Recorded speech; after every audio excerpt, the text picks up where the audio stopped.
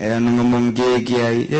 kiai cenah atuh teh mah kabagerannyana mereka urang kok make diharamkeun eta mah kiai cuma cekna kudu ngaji deui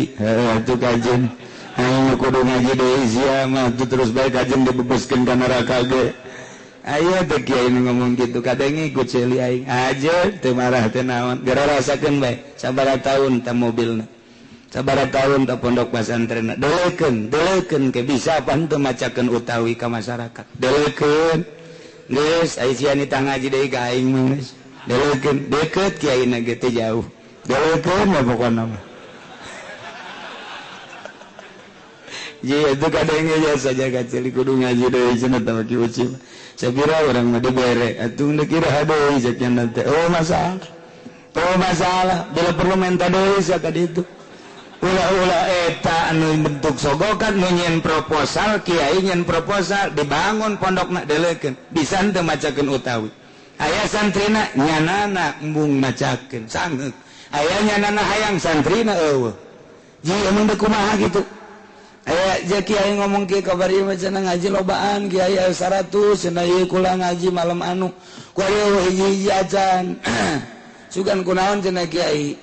atuh sugan sia kunaon nya aja biasa bae kula mah biasa bae cenah kumaha kamari milihna ka mana milihna ka karasa encan kebal geus karasa encan kebal menurun sakena tina 100-an ku hari jadi 40-an geus bebeja ka kula teu bohong saha dibendung ku Allah teh geus aya keneh aya deui nu ngomong ku ari jadi bingung bae cenah kiai kula ieu akhirna mah nu ngaji mah arayangan kulana dibere sanget ieu dosa naon sakjana coba kiai pangnempokeun oh masalah ari kamari milihna ka sa aya sia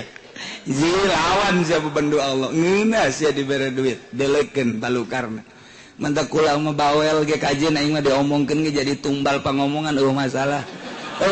geus teu bendu saeutik-eutik acak ngan ieu urang balalener bae sakedeung deui hirup teh aja moal kebel masyaallah moal kebel ieu hirup teh kok kan enggak diacak-acak ku model kos kitu geus puguh kamari kula ngomor zaman Golkar acak-acakan kiai sabaraha kiai nu kadeuleu ku mata urang acak-acakan kiai teh aduh masyaallah datang ka maot eueuh santri datang ka maot nyanana hayang ngembangkeun ilmu teu bisa eta di zaman tangkorak koneng teh sing hade teh tangkorak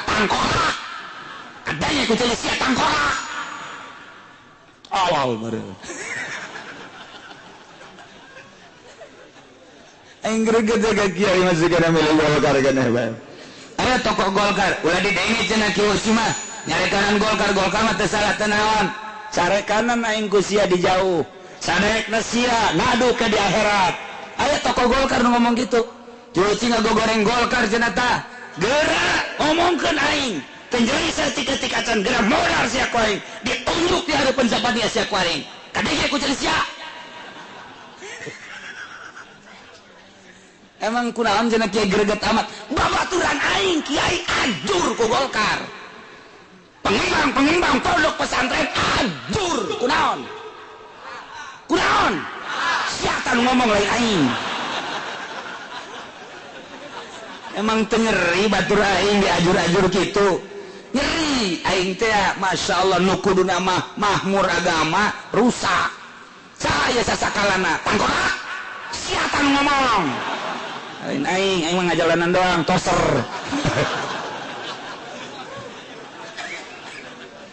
aduh di Garut mah resep Golkar ajur di Bandung mah resep Golkar ajur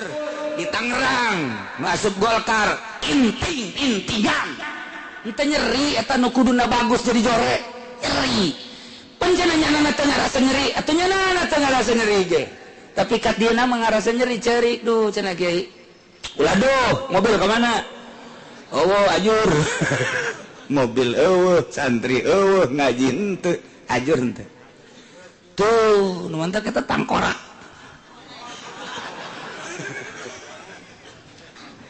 ieu cerita baheula ge kos kitu sehingga ajur-ajuran tuh fadayaqa alaihi la'in maka ngarupakeun ya witu saya alaihi ngadase Husain alaihi ngadase fadayaqa maka ngarupakeun ya Umar alaihi maka ngarupakeun alaihi ngadase Husain obo alainu kang den lanat asada tadikin kalawan lu sangat-sangat mengarupa keganane wasada baina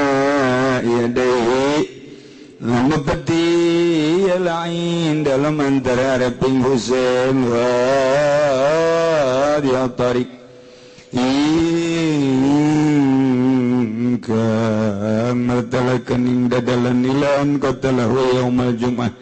tika maring tamateni alain Husain dalam dina Jumat wakil yaum sabti al-ashir minal muharram dan ucapakeun apa yaum sabti dalam dina sabtu kang kaping 10 saking muharram wa qala ibnu abdul barri lan wajasaba ibnu abdul barri wakil lan dan ucapakeun apa yaum al-ahad dalam dina ali ashrin madaina minal muharram kada tanggal 10 kang liwat yasin saking bulan muharram binodin minadil kupah kalawan panggonan kang tetep saking tanah kupah yuqalu lahu Karbala kang den arani lahu gadua dil kupah apa Karbala wa yurabu aidun bitufilan den kinawaruhi ardin edang meningkalawan tanah tufa alaihi jubatun min khuzin lan ikut tetep ngatasi Husain utawi jubah kang tetep saking sutra min khuzin dakna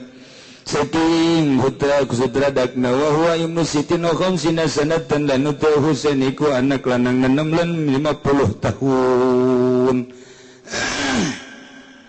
Umar bin Sa'ad lantaran hayang jadi gubernur di tanah Rai maka siap membunuh Sayyidina Husain. Baliknya dijadikan gubernur tapi nyana pinuh ku dosa.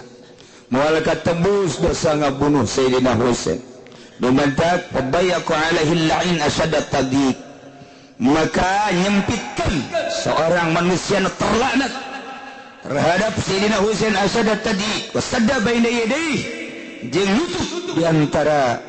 masa depan Sayyidina Husain wadihat tariq ila an qatalahu sehingga nya ngabunuh ka Sayyidina Husain padahal Sayyidina Husain mah penerus Kanjeng Nabi tapi kunyana dirarat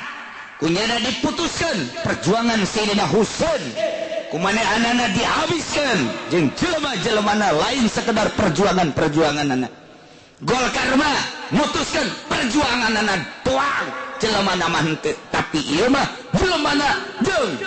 segala rupana pihak kamu pengawana tadi bunuhna ieu umal jumati di cenah kiai di dieu loba urang Golkar kadang-kadangan ya umal cenah moal ngaji deui minggu halus tadi itu sia malur teu kudu ngaji ka dia jangan beres Golkar deui apa korupsi apa barengan tan cenah kiai nyan lain nyan deui aing greget jasa atuh guru aing ge di ditu hiji pan beunang ku Golkar masyaallah salah sahiji guru di Garut aya nu hebat jasa beunang ku Golkar lantaran zaman Ali Murtopo datang ka ditu dibangunkeun ludes santri tangkorak Golkar goblok jasa antak aing dicarekan ku tokoh Golkar di Jati jentoi kajen toy sacablakna ngomong sia ka aing greget puguh ka sia Golkar kabeh lah pokona mah geus eueuh Golkar mah tanggal caringeuna geus acak-acakan ku ari mah diangkat deui ka Burijal Yaumal Jumati cenah eta poe Jumat hareng dibunuhna Sayyidina Husain tolol ta Golkar wakila Yaumul Sabti cenah Sayyidina Husain dibunuhna pas Sabtu bon ta Golkar da minal muharram kan jadi kuas kieu teh cenah cek sakal mah poe Jumat terbunuhna cek sakal mah poe Sabtu cek sakal mah poe Ahad